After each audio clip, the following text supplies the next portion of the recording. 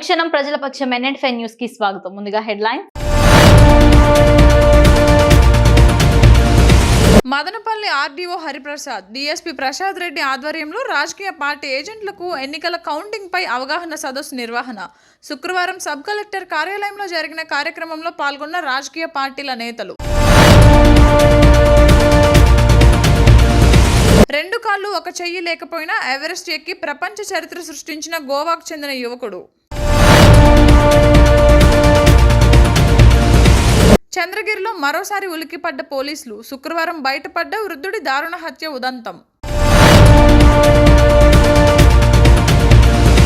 ఢిల్లీలో జరిగిన రోడ్డు ప్రమాదంలో పుంగనూరుకు చెందిన యువకుడు మృతి. MBA పూర్తి చేసుకుని 2 రోజుల్లో తిరుగు ప్రయాణానికి సిద్ధమవుతున్న వేళ రోడ్డు ప్రమాదంలో మృతి చెందిన పుంగనూరుకు చెందిన యువకుడు. శోకసంద్రంలో తల్లిదండ్రులు. ఇక డీటెయిల్స్ చూస్తే, మదనపల్లి ఆర్డీఓ హరిప్రసాద్, మదనపల్లి డీఎస్పీ ప్రసాద్ రెడ్డి ఆధ్వర్యంలో శుక్రవారం స్థానిక సబ్ కలెక్టర్ కార్యాలయంలో సార్వత్రిక ఎన్నికలలో పోటీ చేసిన అభ్యర్థులకు, వారి తరఫు ఏజెంట్లకు 4వ తేదీ జరగబోయే ఎన్నికల కౌంటింగ్ ప్రక్రియలో తెలుసుకోవాల్సిన జాగ్రత్తలపై అవగాహన కార్యక్రమం నిర్వహించారు.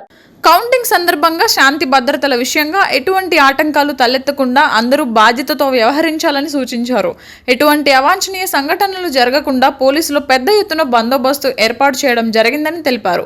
ఎన్నికల నియమావళిని అనుసరించి ఏజెంట్లు, రాజకీయ పార్టీల నాయకులు మసులుకోవాలని, లేని పక్షంలో కఠిన చర్యలు తప్పవని హెచ్చరించారు.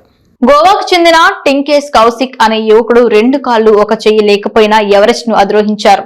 ఈ ఘనత సాధించి ప్రపంచంలోనే తొలి ట్రిపుల్ ఎంప్యూటీ వ్యక్తిగా రికార్డు నెలకొల్పారు. 9 ఏళ్ల వయసులో కరెంట్ షాక్ వల్ల కాళ్ళు ఒక చేయి కోల్పోయిన కౌశిక్ ప్రస్తుతం కృత్రిమ అవయవాలను వాడుతున్నారు. ఈ జర్నీలో తాను ఎన్నో సవాళ్లను ఎదుర్కొన్నానని, మనోబలంతోనే ఈ ఫిట్ సాధించగలిగానని కౌశిక్ తెలిపారు.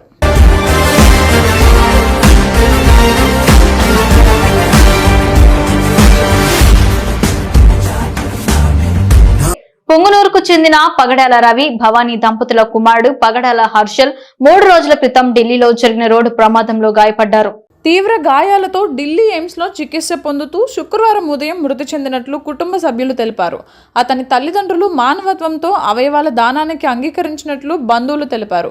MBA పూర్తి చేసుకున్న మృతుడు 2 రోజులలో స్వస్థలం పుంగనూరు రావాల్సి ఉండగా ఇలా రోడ్డు ప్రమాదంలో తమ కుమారుడు మృతి చెందడంతో తల్లిదండ్రులు, కుటుంబ సభ్యులు శోకసంద్రంలో మునిగిపోయారు. చంద్రగిరి మండలం పనభాకం దగ్గర గుర్తు తెలియని వృద్ధుడు దారుణ హత్యకు గురయ్యాడు. గుర్తించిన స్థానికులు పోలీసులకు సమాచారం అందించారు. 2 రోజుల క్రితం జరిగిన ఘటనగా నిర్ధారించిన పోలీసులు తలపై దాడి చేసి హత్య చేసినట్లుగా భావిస్తున్న చంద్రగిరి పోలీసులు గుర్తుపట్టలేని విధంగా మృతదేహం చెదిరిపోవడంతో పోస్ట్ మార్టంకు తరలించి అన్ని కోణాల్లో విచారిస్తున్న పోలీసులు. మదనపల్లిలో వెలుగు ప్రత్యేక పాఠశాలలో వరల్డ్ స్కీజోఫ్రీనియా డేను ఘనంగా నిర్వహించారు. Ministry of social justice and empowerment national trust ఆదేశాల మేరకు వరల్డ్ స్కీజోఫ్రీనియా డే మే 24న జరుపుకున్నట్లు తెలిపారు.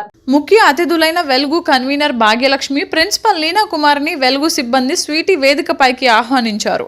ఈ సందర్భంగా సిబ్బంది స్వీటీ మాట్లాడుతూ ministry of social justice and empowerment మరియు నేషనల్ ట్రస్ట్ ఆదేశాల మేరకు వరల్డ్ స్కీజోఫ్రీనియా డే మే 24న జరుపుకుంటున్నాం అని తెలిపారు. సిబ్బంది సిల్వర్ కలర్ రిబ్బన్ను ధరించి ఈ రోజు యొక్క ప్రాముఖ్యతను చాటారు. స్కీజోఫ్రీనియా అనేది ఒక మానసిక రుగ్మతని, ఈ రుగ్మత బారిన పడిన వ్యక్తులు ఎక్కువ కాలం భ్రమలు మరియు భ్రాంతుల మధ్యన గడిపేస్తారని, చివరగా తమ ప్రాణాలకు హాని కలిగించుకుంటున్నారని తెలిపారు. భావి తరాలకు మరియు ప్రతి ఒక్కరికి మానసిక ఆరోగ్యం చాలా అవసరమని, దాన్ని కాపాడుకోవడం మన బాధ్యతని తెలిపారు. ధ్యానం, ప్రార్థన, మానసికంగా దృఢంగా ఉండడం, ధూమపానానికి, మద్యపానానికి దూరంగా ఉండడం వంటివి చేయాలని కోరారు. తదుపరి కన్వీనర్ భాగ్యలక్ష్మి మాట్లాడుతూ పాజిటివ్ ఆలోచనలు, పాజిటివ్ వాతావరణంలో మనం అందరం ఉండాలని కోరారు. అనుమానాలు, భ్రమల్లో ఉంటూ చాలా మంది తమ జీవితాలను నాశనం చేసుకుంటున్నారని, వాటిని అధిగమిస్తూ మనం ముందుకు పోవాలన్నారు. ఈ స్కీజోఫ్రీనియా అనే రుగ్మతకు ఇప్పుడు మంచి ఔషధాలు కనుగొన్నారన్నారు. రుగ్మత బారిన పడిన వ్యక్తులకే కాకుండా ప్రతి ఒక్కరికి మానసిక ఆరోగ్యం కొరకు సైకాలజిస్ట్, కౌన్సిలింగ్, ప్రాబ్లమ్ సాల్వింగ్ చాలా అవసరమని తెలిపారు. ఈ కార్యక్రమంలో వెలుగు కన్వీనర్ భాగ్యలక్ష్మి, ప్రిన్సిపల్ లీనా కుమారి, సిబ్బంది మరియు చిన్నారులు పాల్గొన్నారు. శుక్రవారం కేదార్నాథ్ బేస్ క్యాంప్ వద్ద ల్యాండ్ అయ్యే సమయంలో గాల్లో 2 రౌండ్లు కొట్టిన హెలికాప్టర్. ఆ సమయంలో హెలికాప్టర్ లో పైలట్ సహా 6 ప్రయాణికులు ఉన్నట్లు సమాచారం. ఈ ఘటనతో స్థానికులు ప్రాణభయంతో పరుగులు పెట్టారు.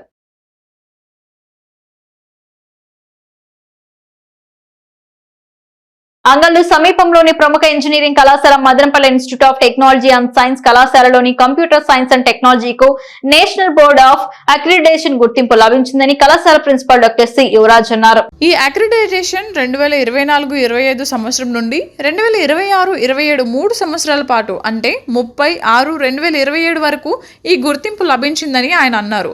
కళాశాలలోని అండర్ గ్రాడ్యుయేషన్ ప్రోగ్రాంలు అయిన సివిల్ ఇంజనీరింగ్, ఎలక్ట్రికల్ మరియు ఎలక్ట్రానిక్స్ ఇంజనీరింగ్, ఎలక్ట్రానిక్స్ మరియు కమ్యూనికేషన్ ఇంజనీరింగ్, మెకానికల్ ఇంజనీరింగ్ మరియు computer science and engineering post graduations programmes అయిన MCA మరియు MBA ప్రోగ్రామ్స్కు ఇదివరకే నేషనల్ బోర్డ్ ఆఫ్ అక్రిడిటేషన్ గుర్తింపు ఉన్నదని, ఇప్పుడు అండర్ గ్రాడ్యుయేట్ ప్రోగ్రామ్ అయిన కంప్యూటర్ సైన్స్ అండ్ టెక్నాలజీకి కూడా గుర్తింపు లభించిందని ఆయన అన్నారు.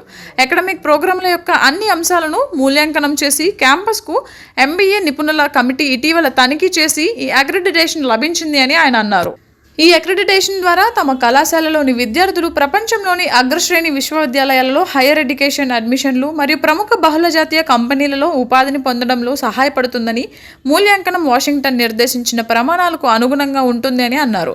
ఈ గుర్తింపు లభించడానికి కృషి చేసిన కళాశాల అధ్యాపకులకు, విద్యార్థులకు మరియు వారి తల్లిదండ్రులకు కళాశాల correspondent doctor N Vijayabhaskar Chowdary మరియు ఎగ్జిక్యూటివ్ డైరెక్టర్ కీర్తి నాదెల్ల కృతజ్ఞతలు తెలియజేశారు.